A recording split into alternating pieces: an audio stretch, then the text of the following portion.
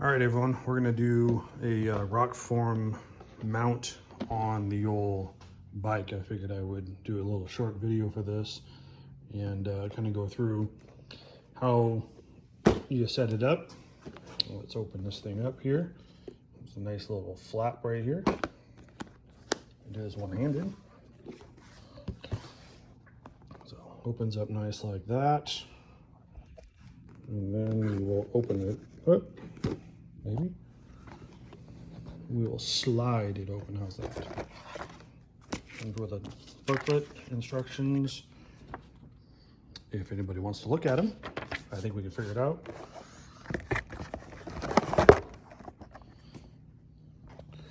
And then the different sizes of collars. I think there's 4 of them, if I'm not mistaken.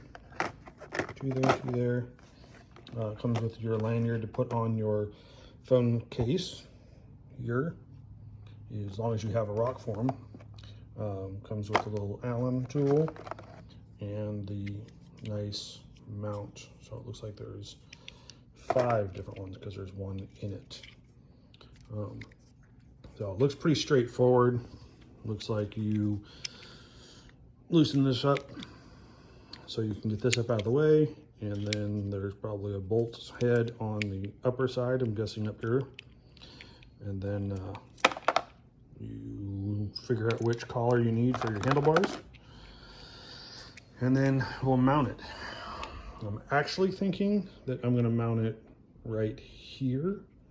I was thinking about like over here, but I think that'll be kind of more in the way. I kind of like it, I think, right dead center. I can keep it out of the way of the key, and then my charge port is right there, so I could have a nice little cord or wrap it around so it's not really in the way. But let's figure out which collar we need, and then we'll get this thing set up to install. Okay, wanted to come back. So there is the screw right here that loosens this top piece up here. So I flopped it all the way up out of the way so I could get to this one down here. So this will loosen this collar up here so we can put these inside there. We'll figure those out. But I also wanted to note, see, I thought it had just this for mounting on the case. It actually has a magnet as well. So besides locking to the center of the case, like the RokForms do, it also will attach to the lower magnet that most of these cases have. So let's get this thing on, and I'll be right back. Okay, real easy. The bushing that we needed was 7/8 because these are 7/8 bars. So put the bushing in, clamped it together, tightened it up, centered it. I did try flipping this the other way so it was up here, but it ended up sticking like way up here and it would have blocked the gauges. So I stuck with this here and set up kind of like that. I'm going to play with the height adjustment here a little bit just to get it kind of where I like it, but it's not in the way. Plenty of room to the tank, not in the way of the key. Even if the phone was on, so the phone would be like, oh, it'd be about like that. So plenty of room there. And actually that's sitting on the magnet there, just about where it would be. So that's not too bad.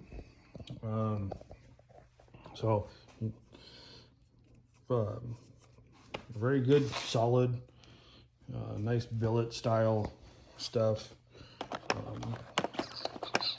I will put the leash, as I call it, on my phone, which will be nice. It even gives you, a nice tool.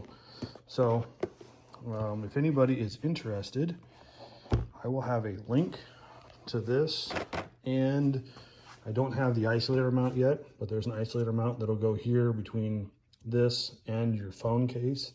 It's supposed to help with vibrations.